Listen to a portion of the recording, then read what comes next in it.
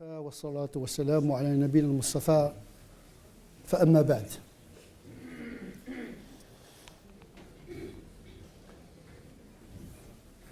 Les musulmans de par le monde, pendant ce mois béni de Ramadan, pratiquent le jeûne avec une foi intense et avec l'espoir d'être rétribués dans le delà. Et donc c'est un culte à l'adresse d'Allah subhanahu wa ta'ala afin d'être rétribué dans le delà.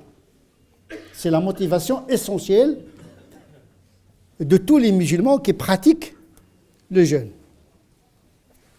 C'est ce qu'on appelle une pratique commune de tous les musulmans, quelle que soit leur culture, quelle que soit leur géographie. Tout le monde aspire, à travers le jeûne, à une récompense dans le delà.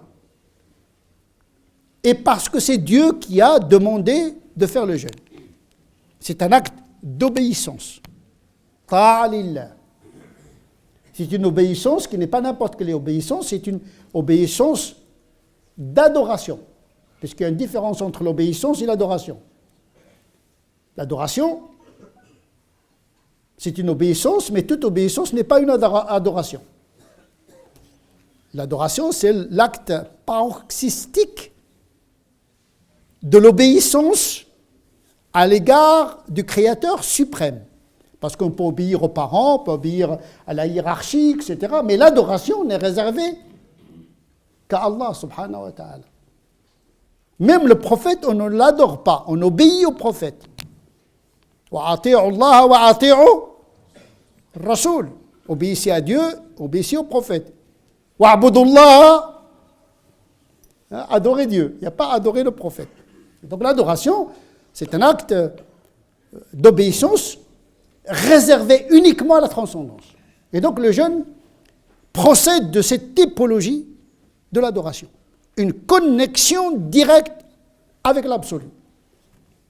Une entrée en contact symbolique par le jeûne, en imitant le modèle divin, puisque Dieu ne mange pas, ne boit pas, ne copule pas, pour pouvoir se rapprocher de Dieu, on imite les anges, lesquels anges sont très proches de Dieu. Donc c'est une aspiration à un décollage de la terre vers le ciel par l'abstinence. Se passer de la nourriture et du plaisir sexuel. Beaucoup de musulmans font cela sous l'effet de la foi et en espérant une récompense dans l'au-delà. C'est nécessaire, mais ce n'est pas suffisant. Il faut savoir pourquoi on jeûne. C'est vrai, on jeûne pour Dieu, pour avoir une rétribution dans l'au-delà. Mais est-ce que c'est suffisant pour avoir une bonne qualité du jeûne? Parmi les éléments de perfection de la foi, c'est de considérer que l'ordre vient de Dieu, mais dans l'objectif de réaliser une maslaha pour moi dans ce bas monde et dans l'au-delà. Si vous croyez que Dieu ordonne aux musulmans de faire ceci uniquement de manière arbitraire pour éprouver arbitrairement sa foi, c'est d'avoir une mauvaise pensée de Dieu. Puisque la loi, elle est faite pour l'homme et pas le contraire. Dieu nous informe qu'il a il a rendu disponible tout ce qu'il y a dans la création. Le ciel, la terre, la nature, les animaux sont rendus disponibles pour l'homme. Donc la création est faite pour l'homme. La même chose pour la charia. La charia, la religion, est faite pour l'homme. Dieu n'a pas créé l'homme pour la religion, mais il a fait la religion pour faire grandir l'être humain. Tazkiya. Qad aflaha man zakkaha. Yuzakkihim. Tazkiya, zakka, ça veut dire faire croître, grandir. entrer dans un processus de perfectibilité et de perfection. Donc, pour avoir une bonne qualité du jeûne, c'est de considérer que le jeûne procure une maslaha dans ce bas monde et dans le delà, pas uniquement dans le delà. Imanan wa ihtisaban, oui, c'est nécessaire de croire que c'est vrai que le jeûne est rétribué dans le delà, mais il est rétribué également dans l'ici bas. C'est ça qui donne la qualité du jeûne. Sinon, on jeûne uniquement pour le delà, donc c'est comme on jeûne avec un caillou dans les chaussures.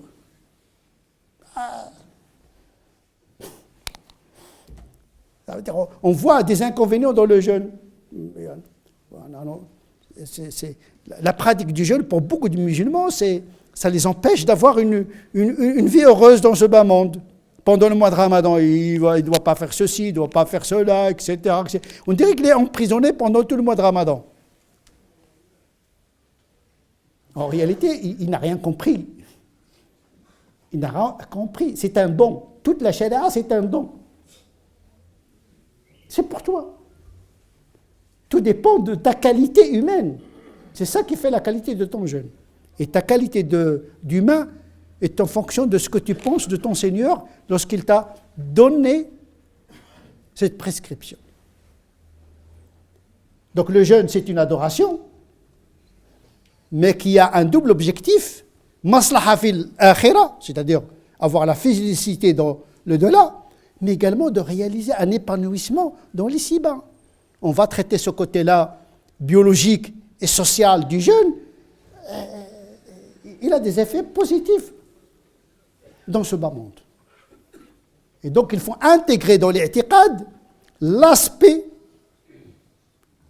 profane, social, biologique du jeûne. Ça fait partie de l'i'tiqad. Il ne suffit pas de dire que Dieu m'a demandé de jeûner, mais il faut que je cherche pourquoi Dieu, quelle est l'utilité du jeûne pour que je puisse la saisir pour perfectionner mon jeûne. Je prends la dérogation quand il faut, je jeûne quand il faut. Ça me donne une latitude par rapport à cette prescription. Parce que le but, ce n'est pas mortifier le corps. Le but, c'est d'élever l'esprit, mais pas à n'importe quel prix. Le jeûne également, ce n'est pas uniquement une affaire d'une bonne croyance.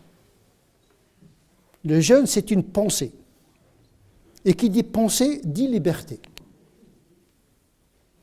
La singularité de l'être humain, c'est d'être libre. Or, il ne peut pas être libre s'il ne refuse pas l'abstention. Siyam, c'est s'abstenir. Parce que le propre de l'animal, c'est d'obéir. Il ne dit jamais non à ses instincts. Les gens qui sont diminués intellectuellement, ils sont d'accord avec tout le monde. C'est-à-dire qu'il n'y a pas d'autonomisation de l'esprit par rapport à l'esprit de la foule. L'esprit du groupe des moutons de Panurge. C'est d'ailleurs ce que le Coran reproche aux polythéistes quand ils disent « Nous avons trouvé nos parents en train d'adorer les idolâtres, les idoles, nous suivons leur exemple. » Et le Coran doit leur dire « Ici, vos parents ne réfléchissaient pas. » إنما أعدكم بواحد أن تقوموا لله مثنى وفرادى. Mettez-vous en binôme ou bien individuellement et faites travailler votre... et cogitez. Il faut cogiter. L'islam est une religion de la cogitation. Cogito. L'aql. Ça ne veut pas dire que l'aql par lui-même, il peut comprendre tout, mais le faire fonctionner. Vous avez un muscle qui ne travaille pas, il s'atrophie. Le cerveau, plus vous le faites travailler, plus il devient performant. C'est comme la musculation. Pas la musculation se gonfler avec des anabolisants, comme le font certains, mais la musculation avec un sport sain. Parce qu'il y a de la triche partout, même dans le sport. Non, je parle de la musculation saine de l'esprit, de l'aql. Il faut le faire travailler. Le jeûne fait travailler l'esprit. D'ailleurs, c'est le moment où on lit le Coran, on interprète, c'est le lieu du savoir. On réfléchit, on pense l'adoration. On pratique et on pense qu'on pratique. C'est ça la grandeur d'une religion. Elle se vit et se pense en même temps. Or, penser, c'est dire non. Comme disait le philosophe du bonheur, Alain, qui a écrit un article, penser, c'est dire non. Et Derrida est venu pour commenter cet article dans un ouvrage qui s'appelle « Penser, c'est dire non ». Ils ont dit vrai. Ils ont dit vrai. Parce que la liberté commence par une désobéissance à des pseudo-évidences. On ne peut pas chercher la vérité si on ne commence pas par ce qu'on appelle le doute méthodologique. Quand Jibril a dit au prophète « lis », le prophète il dit « non, je ne veux pas lire ». Ah, je ne sais pas qui... il faut que je vérifie la source. Ah oui, mais mon copain il m'a dit, j'ai lu dans le site X, etc. On prend les informations comme si c'était des vérités révélées. Non, il faut vérifier. Et vérifier, c'est s'arrêter, dire non, je n'accepte pas. Avant l'examen, il faut que j'examine. On le voit avec l'enfant, dès qu'il commence à parler, il veut affirmer sa liberté. Non, il refuse tout. Ben, il ne faut pas s'étonner quand un enfant et tu dis non, il est en train de grandir. Pourquoi tu vas l'opprimer? On a traité ça dans la désobéissance. On a réservé tout un sermon sur la désobéissance. Tout n'est pas mauvais dans la désobéissance. Cela dépend à qui on désobéit et pourquoi on désobéit. Parce que dire non, c'est la première marche vers l'autonomisation de la réflexion. Le jeune nous apprend à dire non. Je ne mange pas, je ne bois pas, je ne copule pas. Mais ce n'est pas un non absurde. Il ne faut pas dire non seulement pour dire non.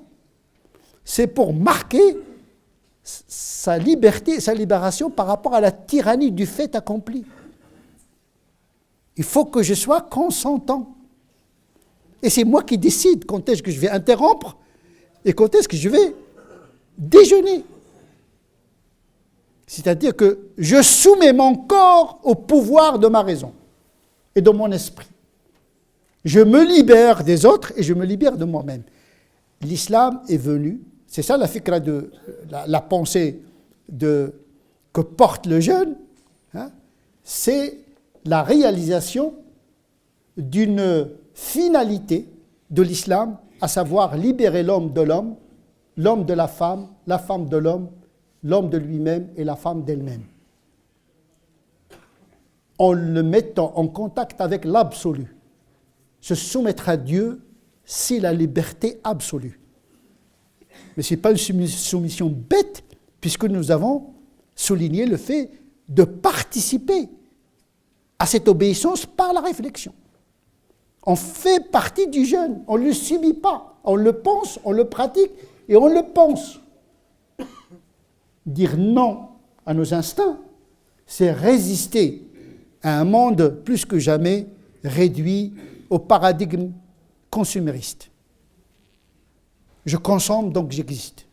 C'est ça la religion. Aujourd'hui, je consomme, j'ai une voiture, j'ai une maison, j'ai smartphone, j'ai etc. Voilà, des codes qui indiquent que je suis un consommateur. C'est fini l'ère du citoyen.